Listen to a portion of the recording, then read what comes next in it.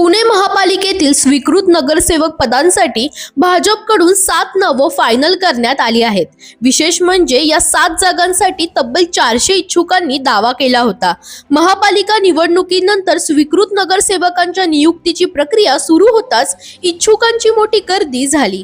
अनेकांनी थेट महापालिका आयुक्तांकडे अर्ज सादर केल्याने आतापर्यंत 800हून अधिक अर्ज प्रशासनाकडे आले आहेत। या अर्जांची छाननी करण्यासाठी निवडणूक विभागाने 4 सदस्यांची समिती नियुक्त केली आहे। महापालिका अधिनियम 1949 च्या कलम 5 सब कलम 2 नुसार सभागृहातील पक्षांच्या संख्याबळानुसार स्वीकृत सदस्यांची नावे निश्चित केली जातात।